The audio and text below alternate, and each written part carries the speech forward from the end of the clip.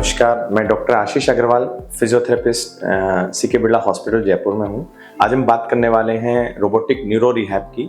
ये क्या होता है, किन बीमारियों में ये इफेक्टिव है, क्यों ये नॉर्मल फिजियोथेरेपी से अलग है और इसके बेनिफिट कितने ज़्यादा और अच्छे हैं।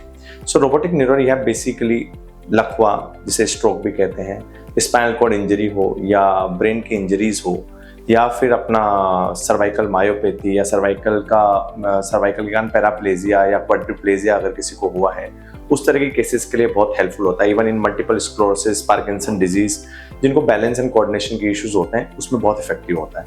नॉर्मल फिजियोथेरेपी से कैसे अलग होता है ये? नॉर्मल फिजियोथेरेपी में यूजुअली एक physiotherapist passive range of motion exercises, stretchings करवाते हैं या फिर बैलेंस एंड कोऑर्डिनेशन एक्सरसाइजेज कराते हैं, कुछ स्ट्रेंथनिंग एक्सरसाइजेज करवाते हैं। बट रोबोटिक फिजियोथेरेपी में हम रोबोट्स के द्वारा अलग अलग तरह के रोबोट्स होते हैं। इसमें लोअर लिम्ब रोबोटिक्स होता है, इसमें पेशेंट को खड़ा किया जाता है और वॉक कराई जाती है। सेम उसी तरीके से एक लूना ईएमजी रोबोट है, जिसमें ईएमजी जैसे इलेक्ट्रोमायोग्राफी के द्वारा पेशेंट के मूवमेंट को चेक किया जाता है और फिर रोबोट उस मूवमेंट को असिस्ट करता है। इसी तरीके से और भी कई सारी मशीनें होती हैं जिसके द्वारा पेशेंट को एक्सरसाइज कराई जाती है।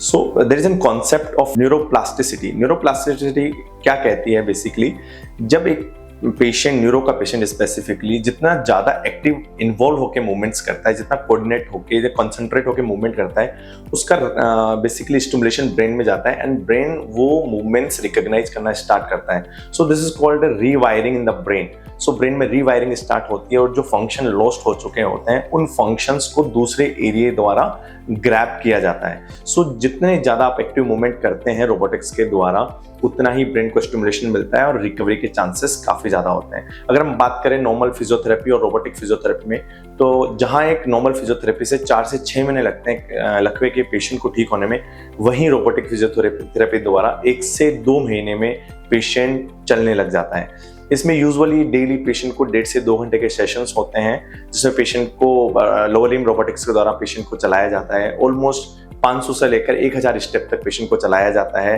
एंड फिर हम बात करें लूना ईएमजी, उसमें हम लोग पेशेंट को इलेक्ट्रोमायोग्रामी के द्वारा पेशेंट के मूवमेंट असेस करके देन मूवमेंट को इनिशिएट करवाया जाता है।